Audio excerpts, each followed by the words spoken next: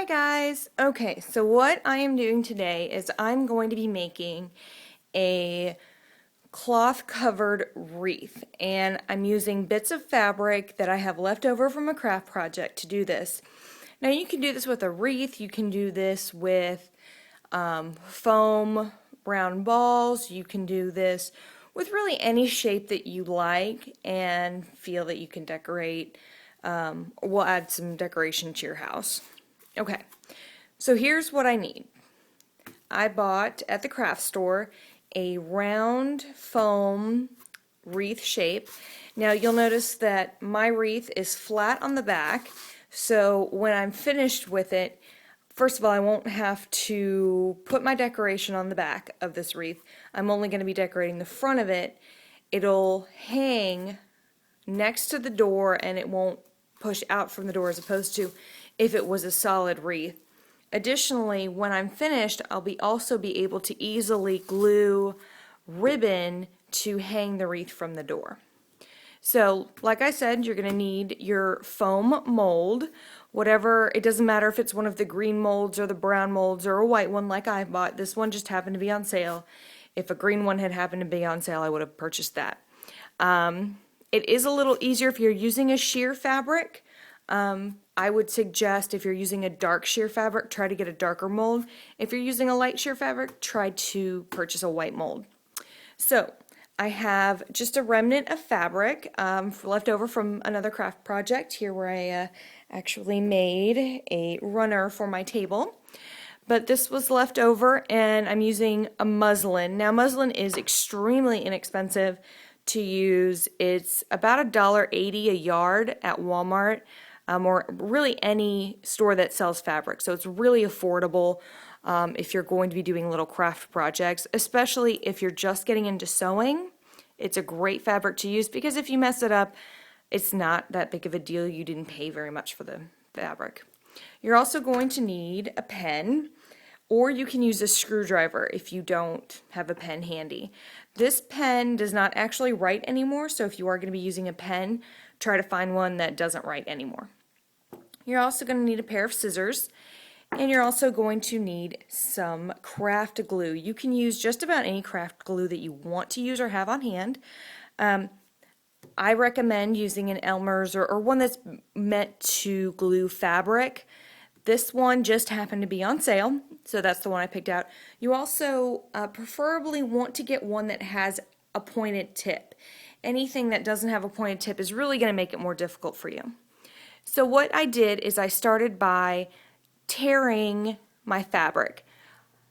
Muslin is a very nice fabric because it is cotton, and all cotton fabrics, if you make a small notch along the fabric edge, you will actually be able to tear it in a straight line. So if you make a notch like that, you can actually rip that and it will make a straight line. So that's what I did. I made some tears and then I cut those pieces into 1 by 2 inch rectangles.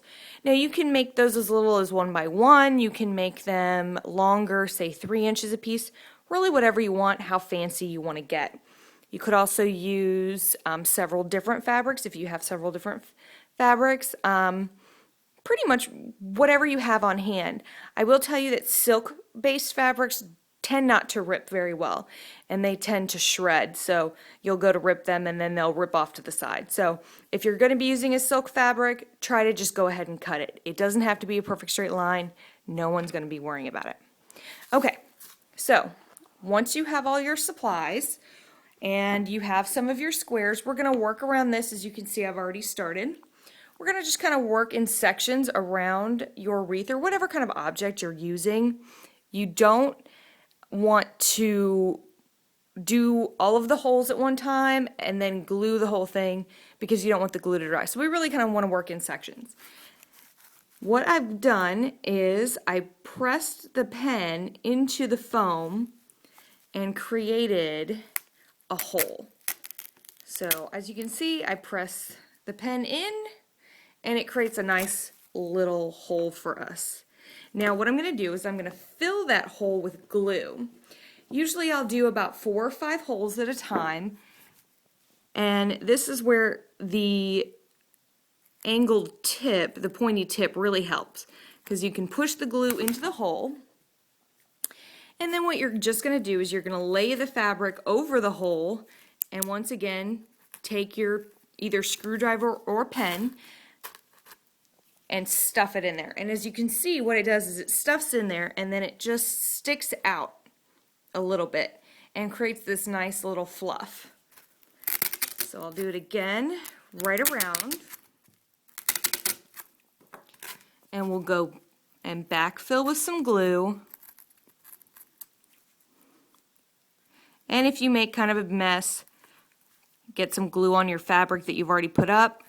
Honestly, don't worry about it, because I don't think anybody's going to be going up to your wreath and criticizing it and getting up in it. So, like I said, stuff it in there and work your way around. Depending on the size of your wreath or whatever you've decided that you want to cover, it could take you anywhere from 20 minutes to an hour to do this.